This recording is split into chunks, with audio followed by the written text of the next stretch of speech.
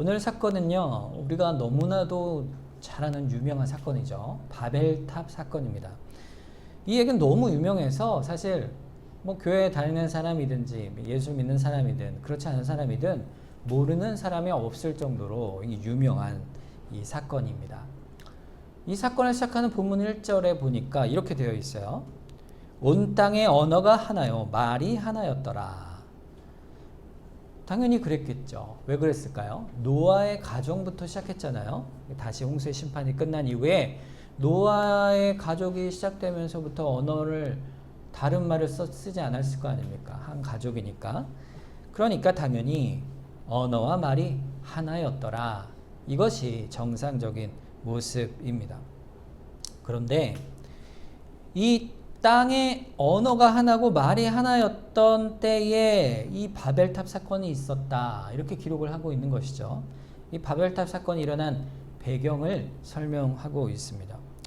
그런데요, 좀 이상합니다. 오늘 본문 앞에 있는 10장으로 다시 돌아가 보면 이미요, 말이 각각 다 나눠져 있었어요. 한번 볼까요? 창세기 10장 5절에 보니까 이들로부터 여러 나라 백성으로 나뉘어서 각기 언어와 종족과 나라대로 바닷가 땅에 머물렀다. 야벳의 후손들에 대한 얘기예요. 각 언어가 나눠져 있었다. 이렇게 되어 있죠. 그리고 각기 나누어 종족과 나라대로 흩어져 살았다. 이렇게 얘기합니다. 또 20절에 가볼까요?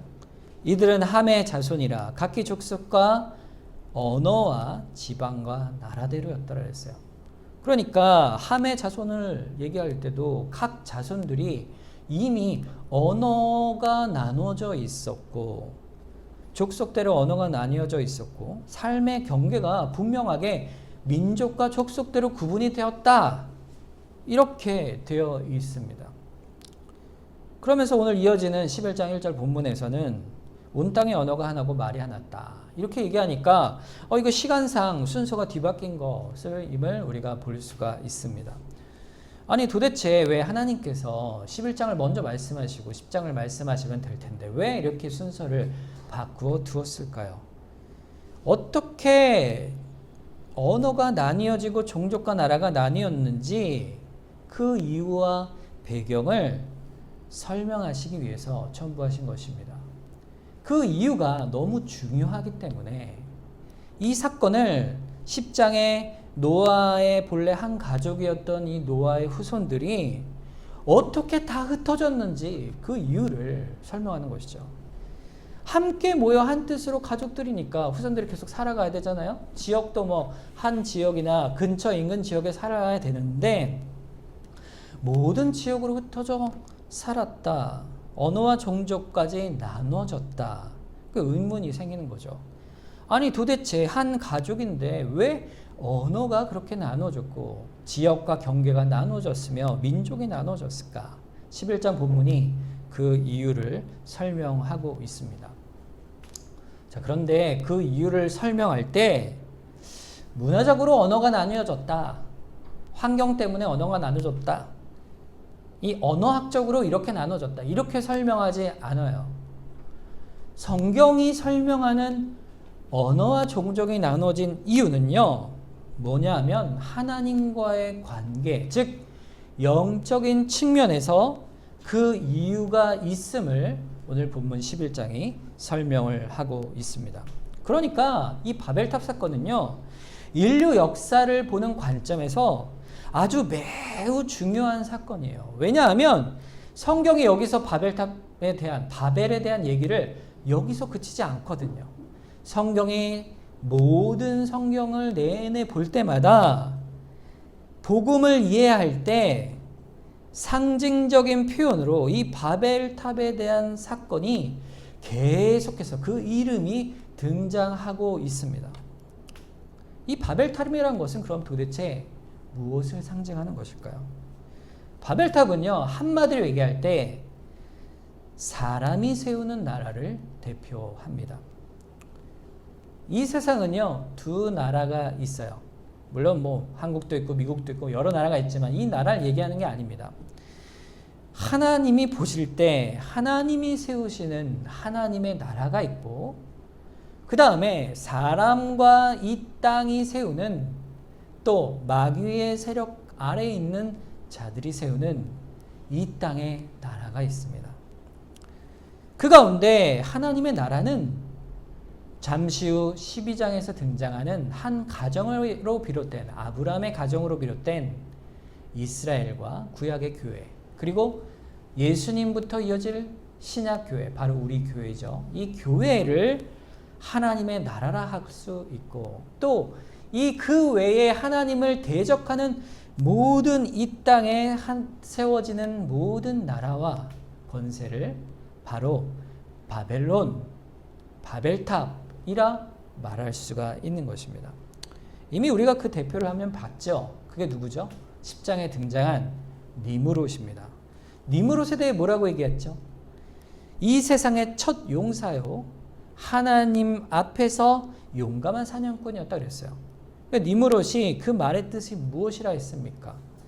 니므롯은 하나님 앞에서조차도 자신의 용맹함을 자랑할 만큼 하나님 앞에 교만하고 방자하여서 자신의 강한 권력과 힘으로 나라를 세워 폭정을 행하고 하나님을 업신여기며 자신을 마치 하나님의 자리에 올려놓는 자의 대표, 그가 세운 것이 뭐라? 바로 나라다 이야기합니다. 그것이 바벨입니다. 창세기 10장 10절에 가면 그것이 분명하게 드러납니다. 그의 나라는 시날 땅의 바벨과 에렉과 아까과 갈레에서 시작되었다 그랬어요. 이 바벨탑이 선 시날 땅의 바벨, 이곳은 누가 세웠어요? 니므롯이 세운 성읍 도시입니다. 여러분, 바벨탑이 바로 오늘 니므롯, 우리가 전에 읽은 니므롯과 바로 깊은 연관이 있는 이 땅의 나라입니다. 바벨탑이 여러분 어디쯤에 있었을까요? 학자들이 연구하기를 아마도 지금의 이라크 땅에 있는 바그다드 근처 어디가 아닐까 생각합니다. 바그다드가 어디냐면 여러분 잘 아는 메소포타미아 문명 아시죠? 티그리스 유프라테스 강.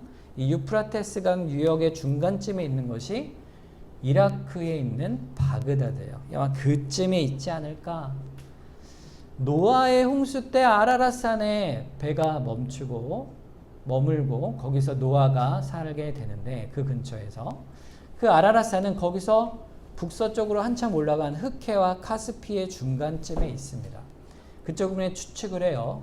그러니까 지금 동쪽으로 내려왔는데 동남쪽으로 계속 내려와 강 기슭에 도시를 세우는데 니므롯이, 그 도시가 어디다?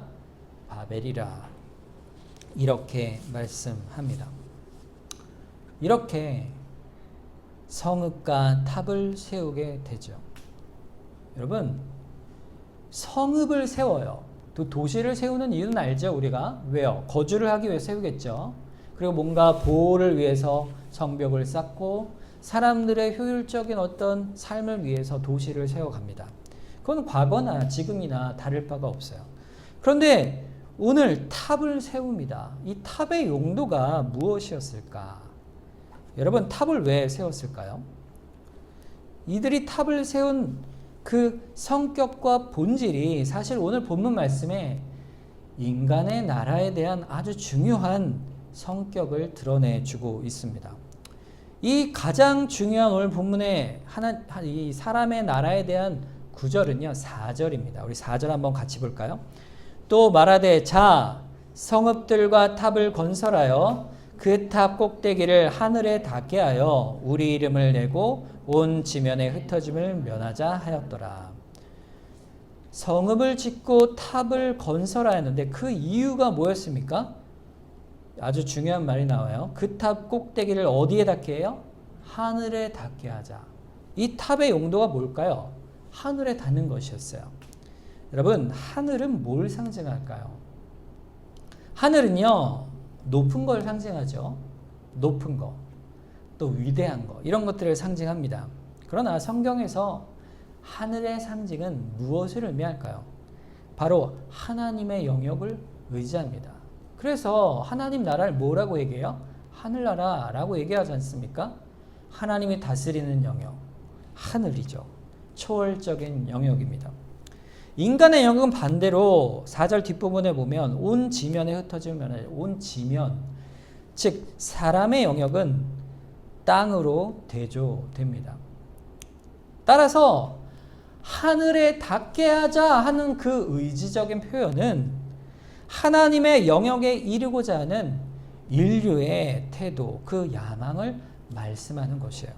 이 탑의 목적이 뭘까요? 바벨탑의 목적. 하나님과 동등하고자 하는 영적인 교만함을 대표하는 것입니다. 바로 종교를 만드는 거예요. 자신들 스스로. 어떤 종교일까요? 인본주의란 종교를 만드는 겁니다. 사람의 중심된, 우리가 하자, 우리가 힘이 강하다. 그리하여 신전의 목적으로 이 탑을 쌓아간 것이죠. 그것이 바로 바벨탑입니다. 한마디로 인본주의적 종교를 세워간 것이죠. 여러분, 인본주의가 도대체 뭘까요? 인본주의는 이거예요. 하나님이 없이 인류 스스로 하나님과 같이 되고자 하는 인류 공동체의 성격을 인본주의라 정의할 수 있습니다. 그 인본주의는요, 결국 뭘 만들어내냐? 국가를 만들어내고 이데올로기를, 사상을 만들어냅니다. 그래서 함께 모이자, 우리가 모여 힘을 모으자, 힘을 모아 우리의 뜻을 이루어 가자. 이것이 바로 바벨탑이 상징하는 인류의 모습입니다. 그것의 영적인 모습이 어떤 것일까요? 이사야서 14장에 가면 이 바벨론에 대한 예언적 말씀이 들어 있습니다. 이 이사야서 14장에 보면 이 바벨론 왕, 즉 바벨탑이 상징하는 세상의 왕에 대하여 심판을 선언하는데 12절부터 15절에 보면 이렇게 말씀하고 있습니다. 너 아침의 아들 계명성이여 어찌 그리 하늘에서 떨어졌으며 너 열국을 엎은 자여 어찌 그리 땅에 찍혔는고 내가 내 마음에 이르기를 내가 하늘에 올라가 하나님의 무별 위에 내 자리를 높이리라 내가 북극 지폐의 산 위에 앉으리라 가장 높은 구름에 올라가 지극히 높은 이와 같이 같아지리라 하는도다. 그러나 이제 네가 수월 곧 구덩이 맨 밑에 떨어짐을 당하리로다. 이 계명성이 누구를 상징할까요? 무엇을 상징할까요? 바로 하나님과 동등하게 여김을 받고자 한 마귀의 교만이요. 그 마귀가 세운 이 바벨론 제국의 교만함을 드러내고 있습니다. 하나님과 같이 높아지고자 하지만 그러나 결국 하나님의 심판을 받아 수월에 던져질 그 바벨론의 모습을 상징하고 있는 것이죠. 결국에는 사람들이 이름을 내고 지면에 흩어짐을 면하여 모여 결집력을 가져 우리가 이름을 내자 했으니 한 마음을 모아 그들이 하고자 한 일은 하나님의 이름을 저항하여 대적하고 자신들을 높이고자 한 바로 마귀의 나라, 사탄의 나라의 영적인 모양을 그대로 드러내고 있는 것입니다. 여러분, 그 사람들이 이 탑을 지을 때 그 방식에서도요, 이 모습을 우리가 그들이 하나님을 대항하는 모습을 볼 수가 있습니다. 3절을 볼까요? 서로 말하되 자 벽돌을 만들어 견고히 굽자하고 이에 벽돌로 돌을 대신하며 역청으로 진흙을 대신하였다. 이 문화와 문명의 모습을 드러냅니다. 인본주의의 나라의 그대로 모습을 드러내고 있어요. 왜냐하면 하나님이 주신 자연 재료, 돌 이런 게 아니고 무엇으로 건축물을 지어가고 있죠? 벽돌을 구워서 역청이라는 게 뭐죠? 아스팔트 같은 거 지금 같으면 그걸로 건물을 지어가고 있습니다.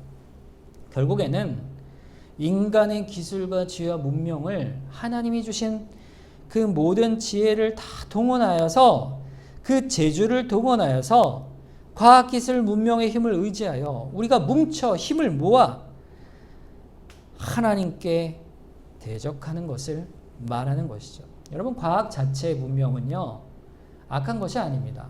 하나님께서 우리에게 주신 지혜로 우리의 삶의 풍요로움을 누릴 수가 있죠. 그러나 그 목적과 방향이 중요한 것이에요. 결국 바벨탑의 특징은 뭐냐면 인간이 가지고 있는 지식과 결집력과 최선의 힘을 다 모아서 그 기술적 진보를 더욱더 조직화하고 드러내서 하늘을 향하여 하나님을 향하여 저항하는 것, 그리고 그 힘을 과시하는 것이 바로 바벨의 특징입니다. 여러분, 바벨탑이 얼마나 컸을 것 같으세요? 얼마나 컸을 것 같아요? 과학자들이요, 여기 고고학자들이 그걸 연구를 했어요. 뭐 그때 시대의 어떤 문화적 특성이나 아니면 뭐 간접적인 자료들로 했겠지만, 당시에 있던 피라미드 혹은 뭐 지구라트라고 하는 이런 사각형의 이렇게 뾰족히 올라간 그런 형태의 모양이었을 것이라 추측을 합니다. 그러니까 한 변이, 이 사각형의 한 변이 한 100m 정도 됐을 것이다, 이렇게 추측을 해요. 그러면 높이를 추측해 보니까 대략 지금 건물의 한 30층 높이쯤 된다, 이렇게 추측을 합니다. 여러분, 지금 보면 뭐 30층 뭐 별로 안 높죠. 아파트도 뭐 30층 하는데 뭐 별거 아니지만, 이것은 뭘 의미하냐면요, 그때 당시에는요 어마어마한 기술이었던 거예요. 사람들이 모여서 누가 봐도, 멀리서 봐도 산과 같이 높은 그 건축물이 바벨에 우뚝 서서 헉 하고 놀랄 만큼 대단한 당시의 기술력이었던 것이죠. 현대 비추어 보면 어느 정도 될 것 같으세요? 우린 지구상에서 가장 높은 건물이 뭘까요? 두바이에 있는 부르즈 알리파라는 이렇게 건물이라고 그래요. 높이가 820m가 넘는 건물이에요. 우리나라에서 이렇게 삼성물산인가 거기서 이렇게 건축에 참여했다고 합니다. 보지는 못했는데 어마어마하게 높다고 해요. 또 뭐가 있을까요? 우주에 관련된 기술이 또 우리가 대단하지 않습니까? 요즘은 테슬라라는 업체에서 전기자동차를 만드는데, 무인 기술을 하기 위해서 이게 뭐죠? 인공위성을 몇 개를 쏜다, 몇천 개를 쏜다 그랬나? 벌써 쐈어요. 그래서 밤에 보면 이렇게 보인대요. 우주에 이렇게 자동차 운행을 위해서 인공위성을 쏘는 시대입니다. 그것도 한 기업이. 반도체 우리나라 기술 대단하지 않습니까?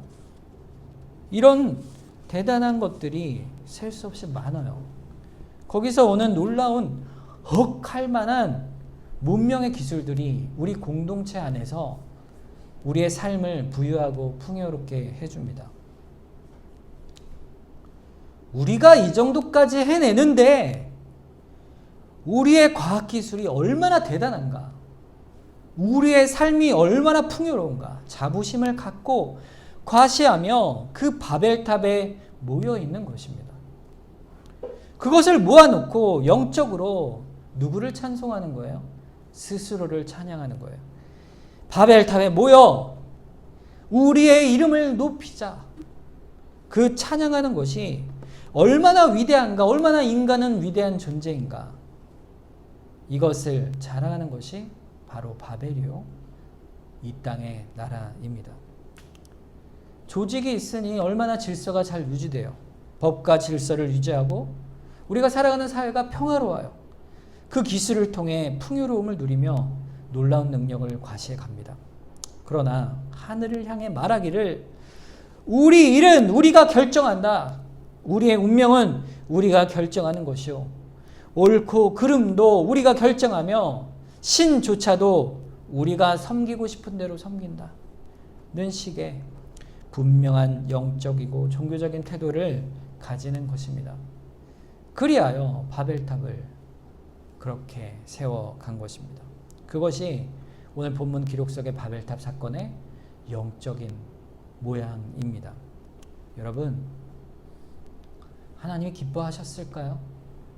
바벨탑을 보시고 그 바벨 성읍을 보시고 하나님이 어떤 마음을 가지셨겠습니까? 미워하십니다.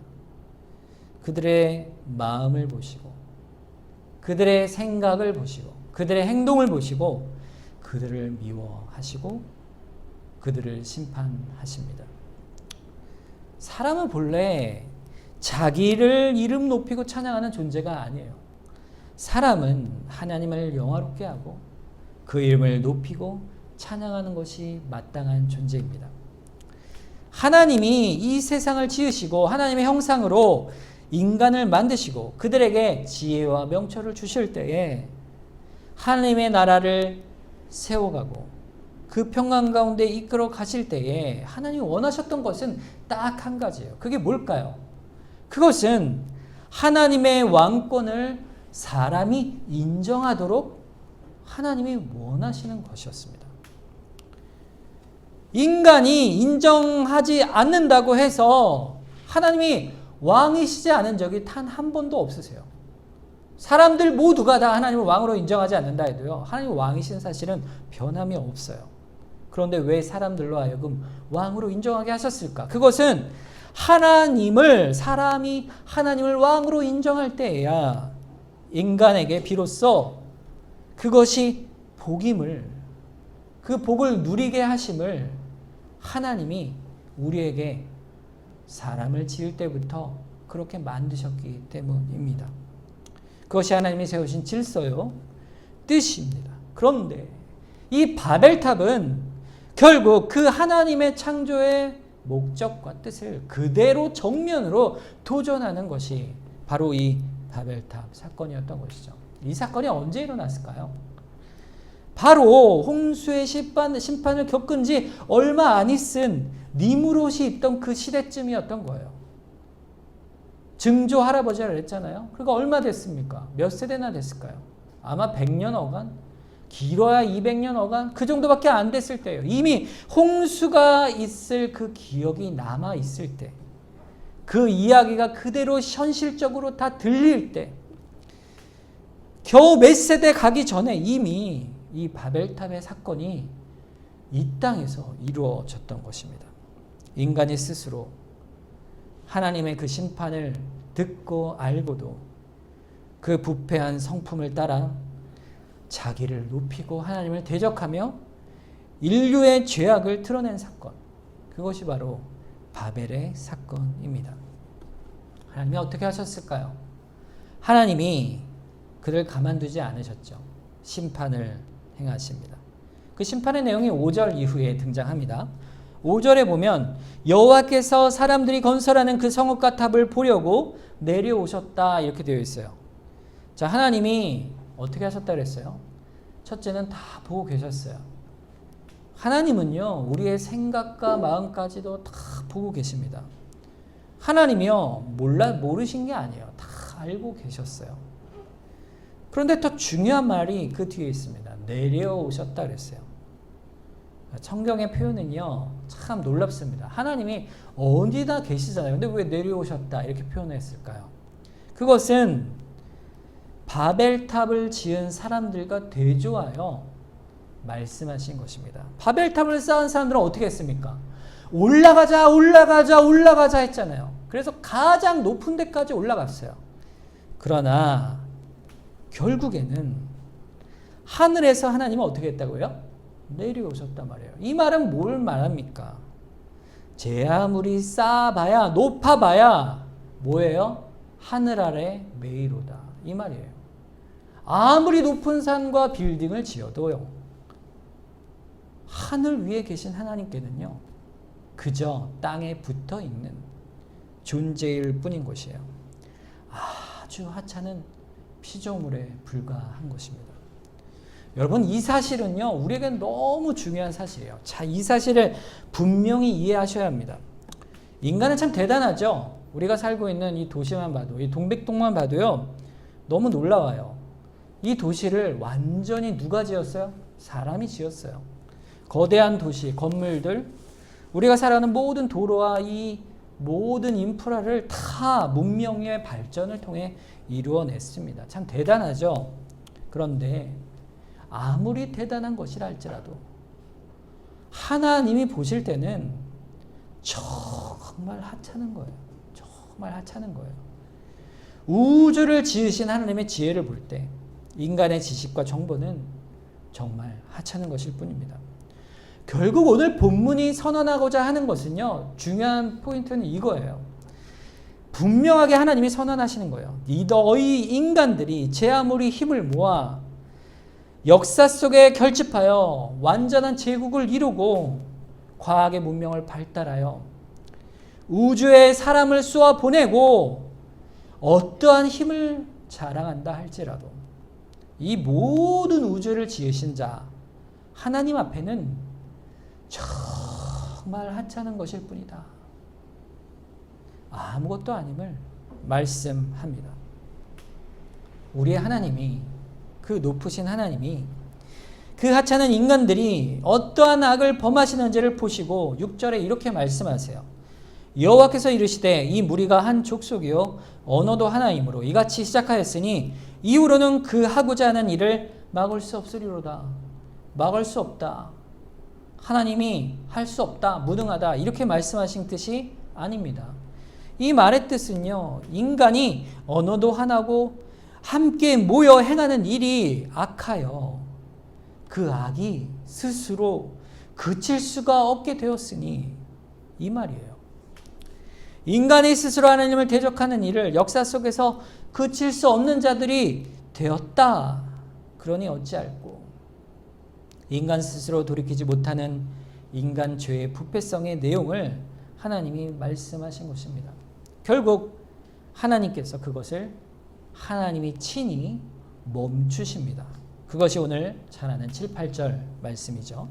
자, 우리가 내려가서 거기서 그들의 언어를 혼잡하게 하여 그들이 서로 알아듣지 못하게 하자 하시고 여호와께서 거기서 그들을 온 지면에 흩으셨으므로 그들이 그 도시를 건설하기를 그쳤더라 말씀합니다. 하나님이 심판을 내리십니다. 이제 홍수로 쓸어버리겠다 말씀하시지 않으셨죠. 이제 그렇게 하지 않겠다 하셨어요. 어떻게 하시죠? 그들을 흩어버리시되 언어를 혼잡케 하여 그들을 흩어버리십니다. 그리하여 그들이 그 도시를 건설하기를 멈춥니다. 그쳤더라. 역사 속에 인간이 힘을 모으면 무엇을 할까요? 하나님을 반역합니다. 어떠한 제국이든 하나님을 대적합니다. 인간의 힘을 모아 제국을 형성하면 예외가 단 하나도 없이 하나님을 대적합니다. 그 모든 힘의 응집을 오늘 본문 9절에 가면 이렇게 말하는 것이죠. 그러므로 그의 이름을 바벨이라 하니라. 바벨이라 하니라. 우리 역사상에 있는 이 많은 바벨의 모습이 과거에도 있었고 현재에도 있으며 주님 오실 그날까지 끊임없이 계속됩니다. 그렇기 때문에 성경 곳곳에서는 이 바벨의 사건을 기록하고 있어요. 하나님을 대적하는 그 사단의 나라, 사람의 나라, 그 바벨, 그 성격을 요한계시록 말씀에 이렇게 정의를 합니다.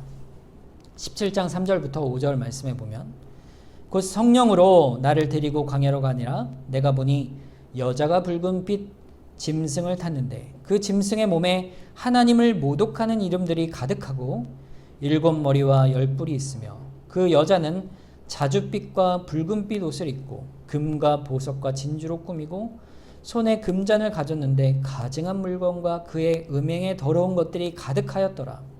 그 이마에 이름이 기록되었으니 비밀이라 큰 바벨론이라 땅의 음녀들과 가증한 것들의 어미라 하였더라. 이 세상에서 가장 부유한 금은 보석과 자줏빛과 붉은 옷은 무엇입니까? 왕권을 의미하죠.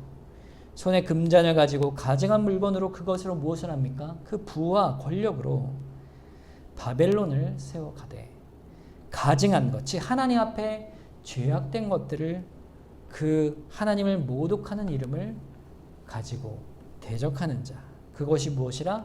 큰 바벨론이라.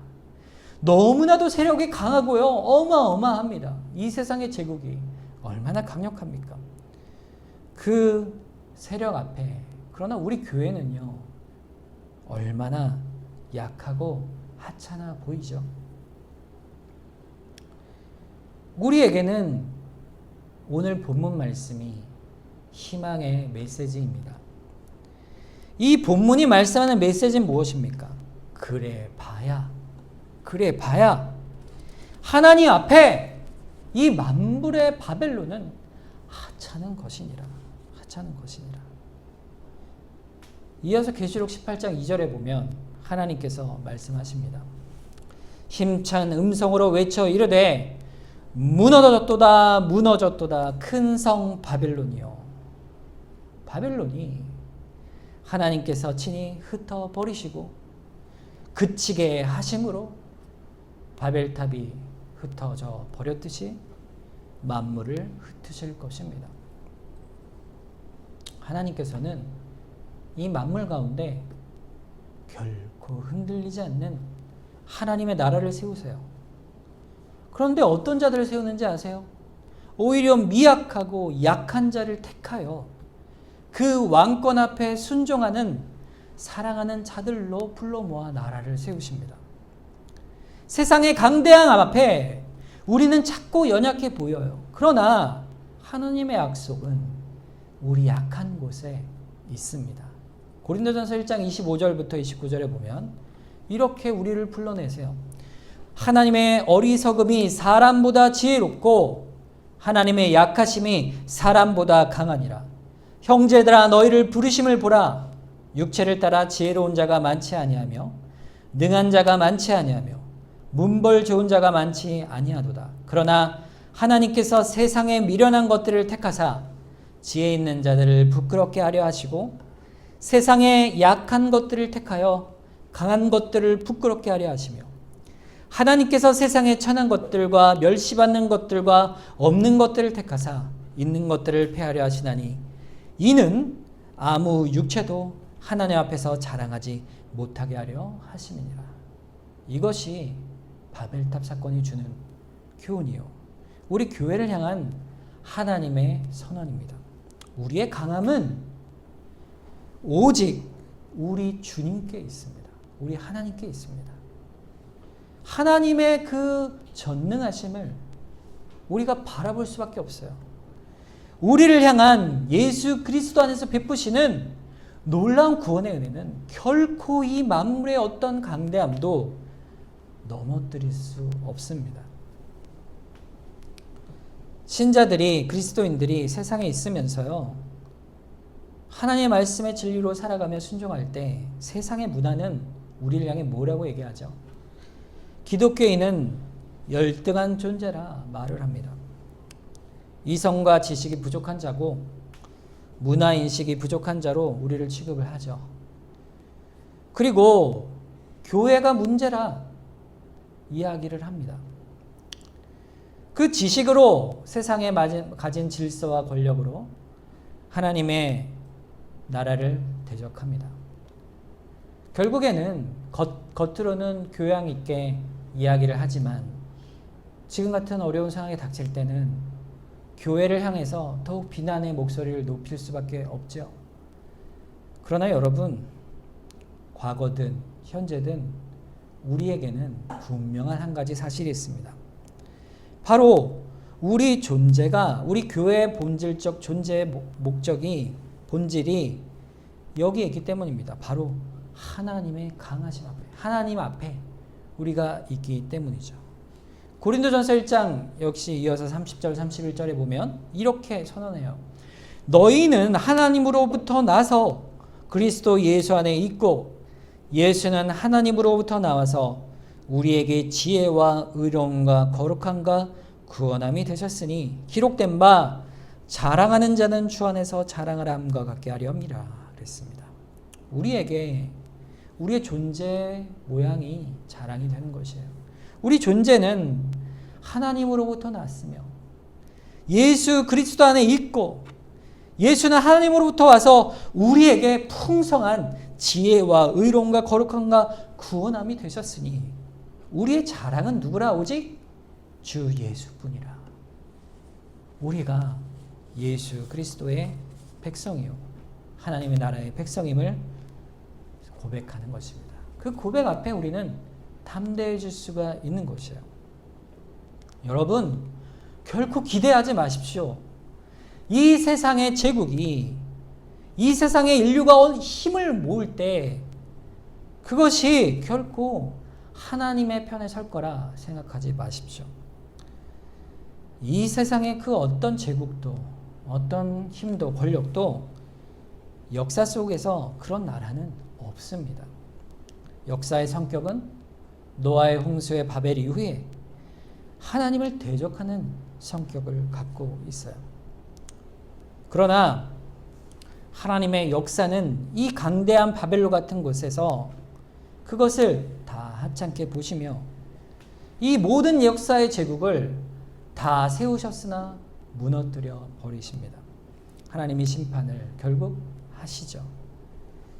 그러나 하찮아 보이고 연약해 보이는 자들을 택하여, 아브라함을 택하여, 바로 여기 모인 여러분을 택하여 불러내셔서 끊임없이 무너지지 않는 영원한 하나님의 나라를, 그의 백성을 불러내어 세상 속의 교회로, 하나님의 나라로 우리를 세워 가십니다. 그 역사가 잠시 후에 창세기 12장부터 한 아브라함의 가정을 통해 불러내어 이루어지게 되는 것이죠. 하나님께서 이 모든 시대 가운데 두려워하지 말도록 우리 하나님의 왕권, 그리스도의 왕권을 우리에게 선언하십니다. 너무 유명한 시편인데 시편 2편에 보면 오늘 말씀의 주제를 그대로 정리해 주고 있습니다. 1편부터 4절 볼까요? 같이 한번 읽어보겠습니다. 어찌하여 이방 나라들이 분노하며 민족들이 헛된 일을 꾸미는가? 세상의 군왕들이 나서며 관원들이 서로 꾀하여 여호와 그의 기름 부음 받은 자를 대적하며 우리가 그들의 맹것을 끊고 그의 결박을 벗어버리자 하는도다. 하늘에 계신 이가 웃으시며 주께서 그들을 비웃으시리로다. 우리가 바라봐야 할 것입니다. 하나님은 이 모든 만물의 주인이시요 만물의 창조주이십니다. 그분께서 내가 나의 왕을 세워 너희를 구원하리라. 그분이 누굴까요? 참된 왕이신 우리의 주 예수 그리스도이십니다. 그 주 앞에 12절 말씀 우리 함께 다시 한번 읽어보겠습니다. 마지막 9절입니다. 그의 아들에게 입맞추라. 그리하지 아니하면 진노하심으로 너희가 길에서 망하리니 그의 진노가 급하심이라. 여호와께 피하는 모든 사람은 다 복이 있도다. 아멘. 오직 한 가지 살 길이 여기에 있어요. 그 아들에게 입맞추라. 오직 그리스도 예수를 영접하라. 그의 영원한 나라에 그 생명 아래 거하라. 겉으로는 약해 보이고 연약해 보일지라도 그 강대하고 높은 바벨탑 같은 세상 속에서 우리 교회가 복음을 전하고 우리의 가진 능력과 재능과 은사로 세상을 따라가지 아니하고 복음을 전하며 하나님께 영광 돌리는 자로 살아가도록 불러내시는 거예요. 왜냐하면 그것이야말로 여호와께 피하는 사람은 복이 있기 때문이라 선언하는 것입니다. 이 말씀을 우리가 의지해서 이 세상을 향한 가치 가운데 두려워하지 않고 담대하여 하나님을 향하여 순종하며 우리 교회에 주신 끝없는 하나님의 복되심을 누리며 살아가는 여러분 모두 되시기를 주님의 이름으로 축원합니다. 우리 함께 합심해서 한번 기도하겠습니다. 우리가 이 강대한 세상의 권력 속에서 또 세상 속에서 담대히 주 앞으로 나아가게 하여 주시옵소서. 주께서 만물의 주인 되심을 고백하고 또 우리 교회가 이 일을 끝까지 행하며 우리의 삶이 주님께로 나아가 복된 삶을 살아가는 우리의 인생 되게 하여 주시옵소서. 이 시간 합심해서 한번 기도하겠습니다.